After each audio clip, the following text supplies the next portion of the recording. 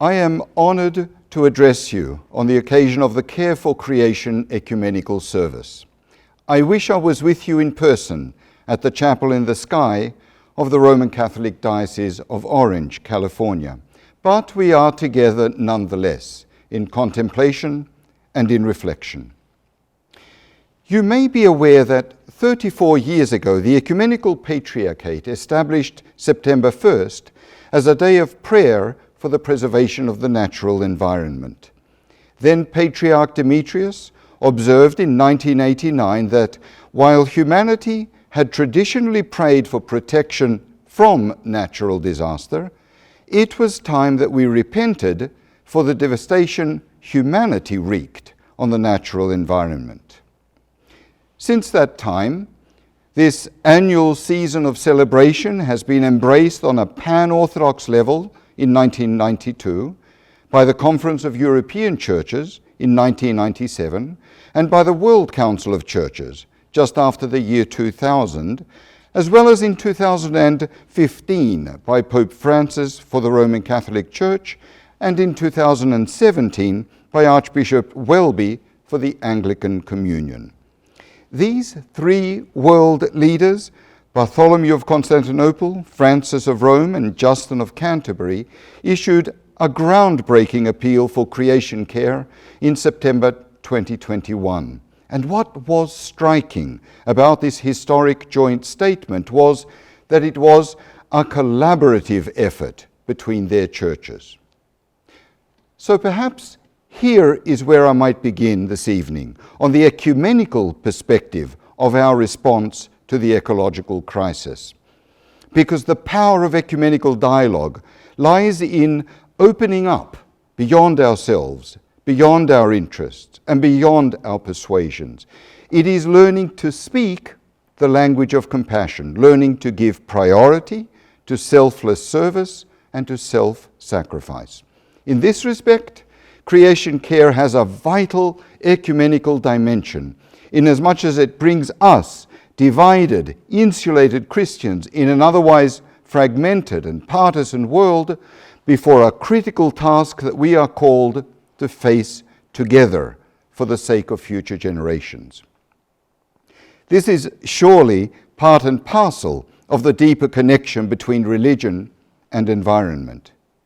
My ministry has been shaped by working closely alongside the current Ecumenical Patriarch, Bartholomew, and I know that in responding to climate change, which he considers a fundamental aspect of the Christian faith, rather than some impulsive reaction to a contemporary fashion, the Patriarch recognizes that he stands before something greater than himself, indeed something greater than his faith, which is why he was the first to expand the concept of sin beyond any individual and social implications to include environmental abuse. It was a quarter of a century ago that he declared, to commit a crime against the natural world is a sin.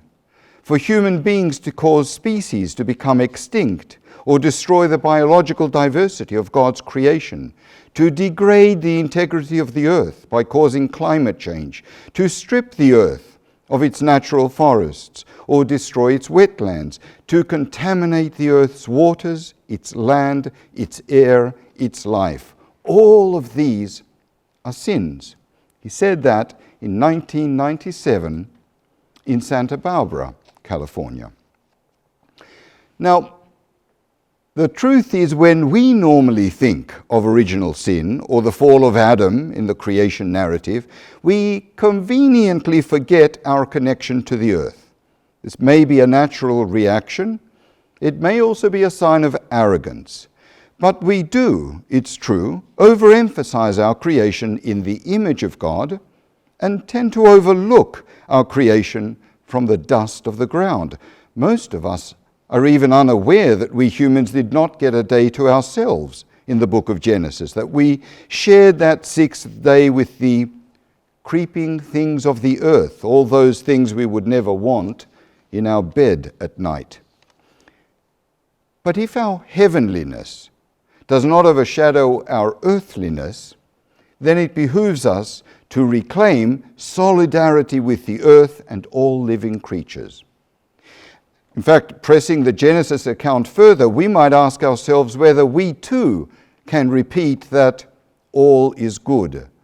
Whether on today's page of history, we too can say that our world is very good, especially in light of the oil spill caused a decade ago by British Petroleum's Deepwater Horizon in the Gulf Coast, or the increasing trends of global warming, rising seas, and extreme weather patterns. How can we, as intelligent human beings, believe that a century of pumping oil-fired pollution into the atmosphere has no bearing on natural resources? Or picture Genesis in light of Russia's criminal and cruel invasion of Ukraine, where over and above the unjust and unjustifiable loss of human life, the destruction this year of infrastructure, such as the explosion of the Kharkova Dam, has led to enormous change in ecosystems and flooding, as well as attrition of power and water, affecting hundreds of thousands of people inside and outside Ukraine. So, perhaps beyond personal prejudices, even the most rudimentary realism reminds us of our inevitable relationship with the rest of creation by some mysterious connection that we do not always understand and sometimes perhaps choose to ignore. The earth reminds us of our interconnectedness. In its own distinctive way, the earth itself is what unites us beyond personal or political prejudices, beyond individual or social concerns, beyond even religious or racial differences. We may not share political convictions, but we do share the air that we breathe, the water that we drink, the ground that we tread, albeit neither equally nor equitably. So your ecumenical prayer and reflection at the chapel in the sky this evening should not be seen as disassociation from the world, but as a commemoration of that innate connection between the fullness of God, all people, and everything.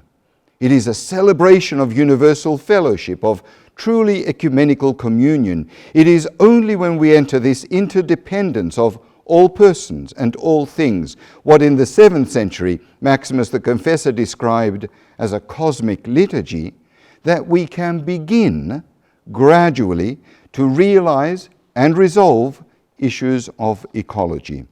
That's how religion has a key role to play, because a spirituality that remains uninvolved with outward creation is ultimately also uninvolved with the inward mystery. The environment is not primarily a political or technological issue. It is a profoundly religious, a profoundly spiritual concern.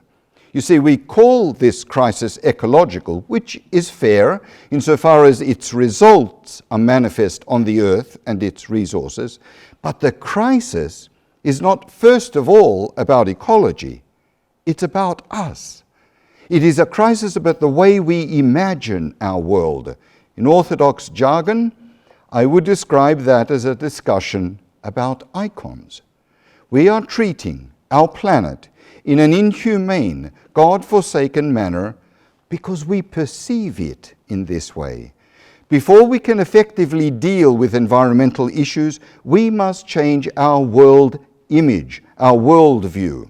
In the 8th century, the great theologian of icon, John of Damascus, claimed the whole earth is a living icon of the face of God.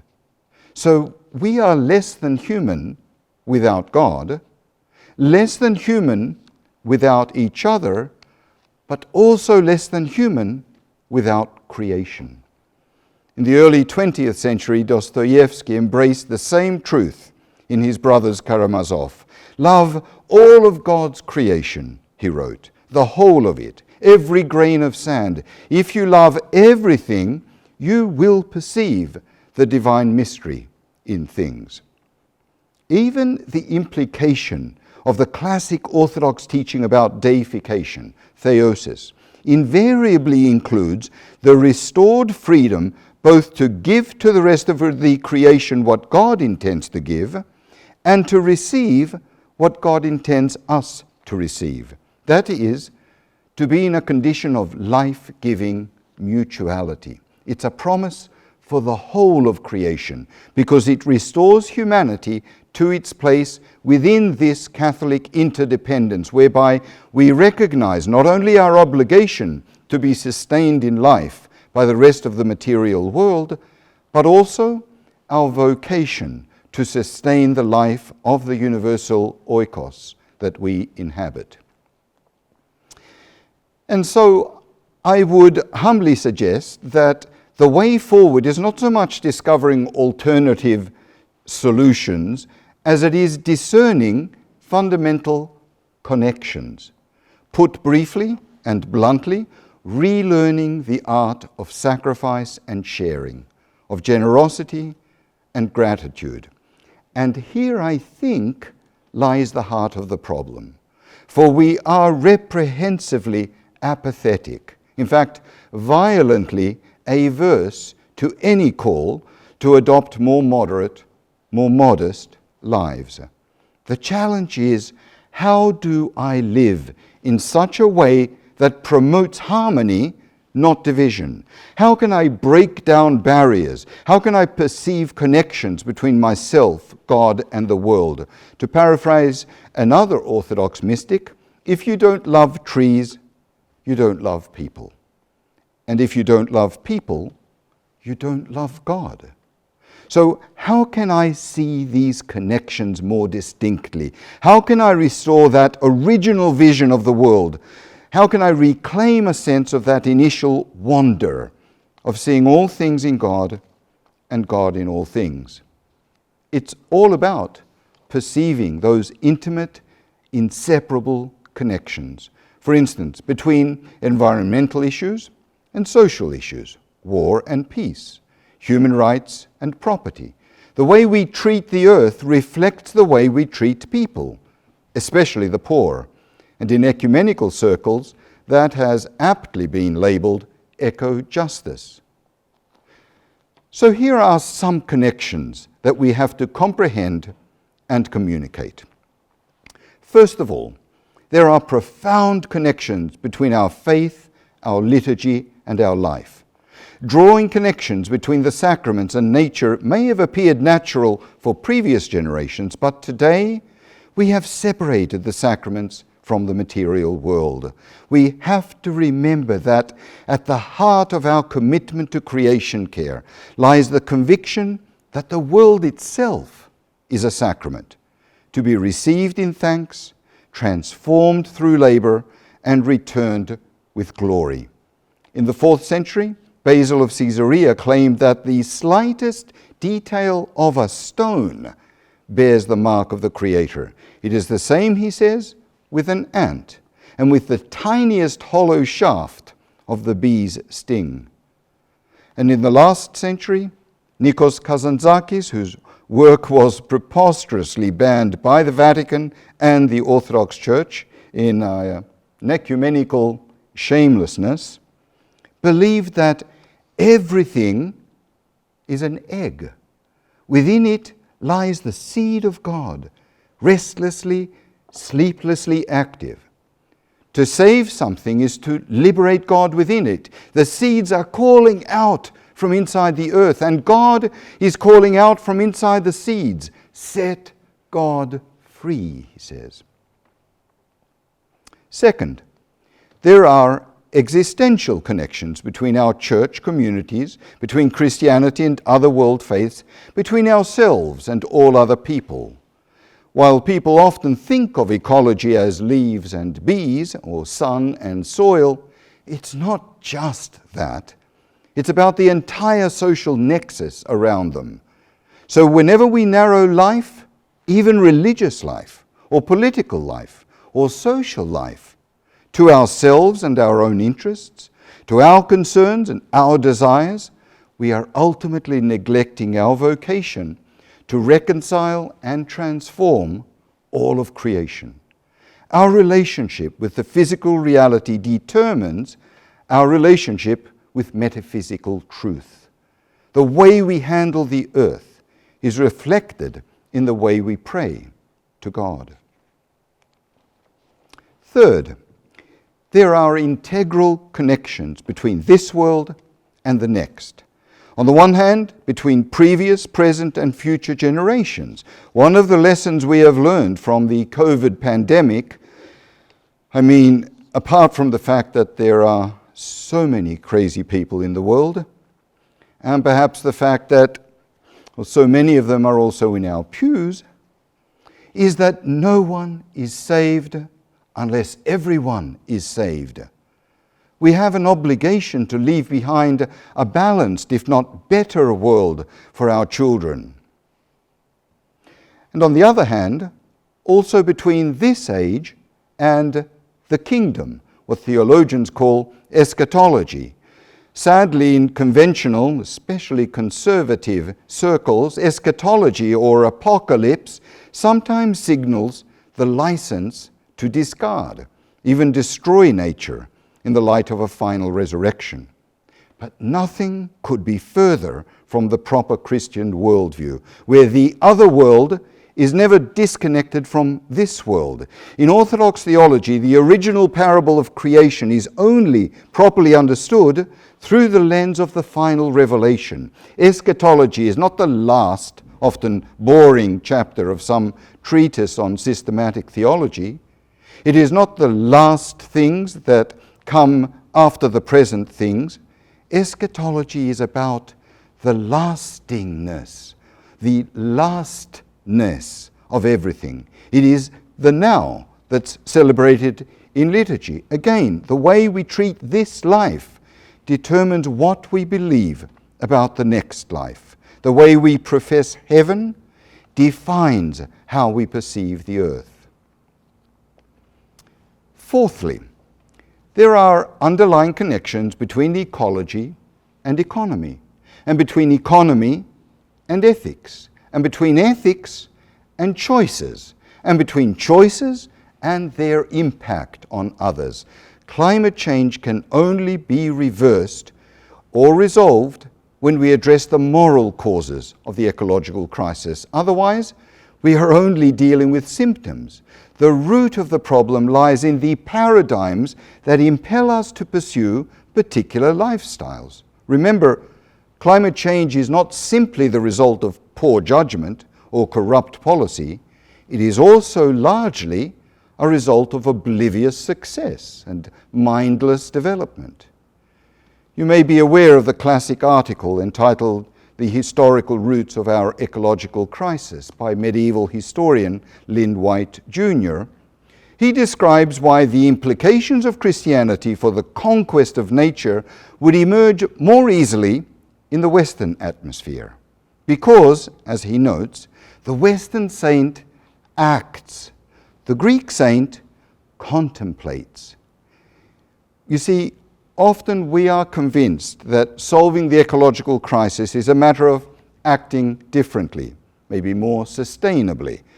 But let's not forget that it is our very actions that led us to this mess in the first place. Paradoxically, then, the answer may lie not so much in doing something or doing different as in doing nothing. First, we must stop what we are doing. First, we must reflect. This is the way of the prophets and of the mystics, of the desert fathers and mothers. It means treading lightly on the planet, reversing our perspectives and practices, learning to do with less. And that brings me to my final set of connections, the intrinsic connections between faith and science. This is something else the pandemic taught us in a powerful, albeit painful way, that we have to listen to, we have to learn from, we have to collaborate with other disciplines, especially science. As Patriarch Bartholomew emphasized in a pastoral letter on the outbreak of COVID-19, what is at stake, he wrote, is not the survival of our faith, but the lives of our faithful. we should be humble enough to remember that on the problem of climate change, religion came to the table relatively late, sometimes to this day with reluctance, with resistance.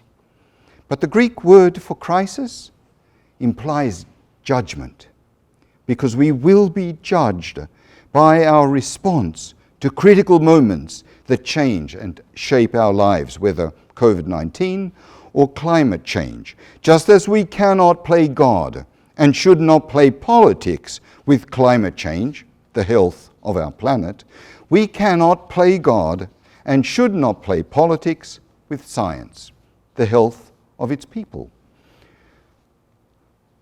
Ironically, the strategies used to dismiss climate change and COVID-19 follow a similar pattern and are employed by the same people. My son remarked that COVID-19 provided us with a fascinating social experiment. Throughout the pandemic, he told me, we were asked to do the most trivial thing for the sake of others, for the sake of the world. Wear a mask. And still, the answer was no. Still, the answer was politicized. What are the chances, he asked me, that people will respond to hoarding less, wasting less, or sharing more? Dear friends, the greatest threat to our planet, the defining issue of our time, is actually not the novel coronavirus, but climate change. The growing but neglected toll from rising global temperatures will eclipse the number of deaths from all of the infectious diseases combined if climate change is not constrained. In fact, in the wake of the pandemic, even the World Economic Forum called for a great reset of capitalism, arguing that sustainability will only be achieved through drastic lifestyle changes. So, how do we live in such a way that reflects spiritual values, that communicates grace and not greed?